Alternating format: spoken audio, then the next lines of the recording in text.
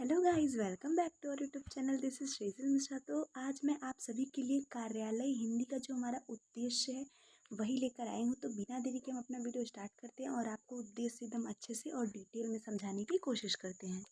So guys, समाज की बहुसंख्यक वर्ग तक शासन की नीतियों को सहज रूप से पहुंचाते हुए सामान्य नागरिक को उसके अधिकारों के प्रति जानकारी देना कार्यालय हिंदी का क्या उद्देश्य है। तो क्या समाज से की बहुसंख्यक वर्ग तक शासन की जो नीतियां हैं उसको सहज रूप से पहुंचाते हुए सामान्य नागरिक को उसको अधिकारों के प्रति जानकारी देना ही कार्यालय हिंदी का हमारा उद्देश्य है। ठीक है, जो कार्यालय के क्षेत्र में जो कार्य करेंगे हम हिंदी में वही हमारी कार्यालय हिंदी होती है। मैंने परिभाषा इससे पहली वाली वीडियो में आप सभी को दे रखी है। ठीक है, इसके अलावा शासन और प्रजा के बीच सीधा संवाद स्थापित करना, राष्ट्र के विकास में सामान्य नागरिक की सीधी भागीदारी सुनिश्चित करना, यह भी कार्यालय हिंदी के क्या है उद्देश्य है। कार्यालय हिंदी प्रशासन की राजकाज की भाषा है। इसका उद्देश्य कार्यालय स्तर पर हिंदी के प्रचलन को बढ़ाना है और हिंदी को सर्व सामान्य की पहुंच तक लाना है। भारत में हिंदी बोली जाती है, मगर ऐसी भी स्थितियां हैं कि कहीं कहीं हिंदी भाषा को नहीं बोला जाता। हिंदी को वह महत्व प्राप्त नहीं है जो उसको होना चाहिए। भारत में एक राष्ट्रभाषा को वही स्वप्न है जो आज तक पूर्ण न हो सका और हिंदी को राष्ट्रभाषा बनाने के लिए कार्यालय हिंदी के रूप में एक महत्वपूर्ण कदम है। ऐसे कई देश हैं जहाँ जो प्रशासन और सामान्य स्तर पर एक ही भाषा का प्रयोग करते हैं और वे भारत के क्षेत्रफल और जनसंख्या की दृष्टि से विस्तृत हैं।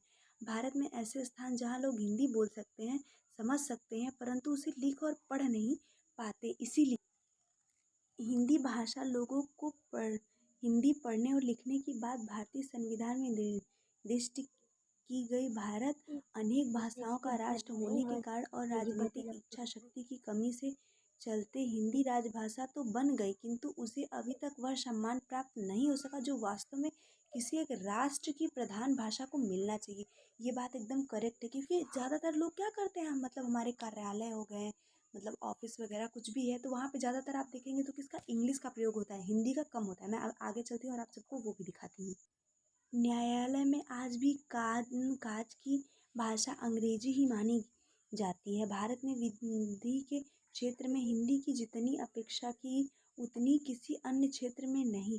अधिकांश न्यायालयों में प्रस्तुत की जाने वाले वाद और होने वाले बहस आज भी अंग्रेजी में होते हैं। मतलब जो डिबेट्स वगैरह होते हैं ज़्यादातर किसमें, अंग्रेजी में होते हैं। अपने अपने वाद के संबंध में वादी या प्रतिवादी को यह भी नहीं पता चल पाता कि न्याय में प्रस्तुत उनके वाद को अधिवक्ता द्वारा कितनी मजबूरी से प्रस्तुत किया और उसके वाद उस पक्ष में प्रस्तुत किया भी है अथवा नहीं। जिस समय राज्य भाषा संबंधी प्रावधानों को रखा गया था, उस समय उसमें यह भी सुनिश्चित किया गया कि जहाँ भी राजभाषा हिंदी में कार्य करते हुए कर्मचारी को परेशानी का सामना पड़े, वहाँ अंग्रेजी के शब्दों को यथावत देवनागरी में लिख सकता है। क्योंकि प्रशासन की अपनी सुनिश्चित शब्दावली होती है, ऐसे में अंग्रेजी के अनेक शब्दों का अनुवाद संभव ही नहीं हो सकता। इसलिए उन शब्दों को देवनागरी में लिप्यंतरित कर उनका प्रयोग किया जा सकता है, जिससे सामान्य व्यक्ति उस पत्र को मतलब क्या करेगा, समझ सकेगा।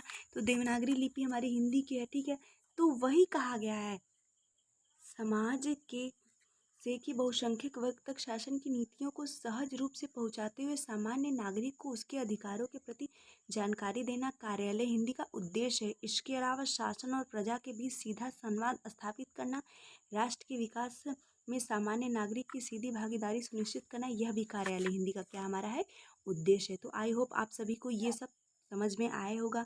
जाने से पहले मैं इतना कहूँगी, please guys like my video and share my video and subscribe my YouTube channel. Thanks for watching.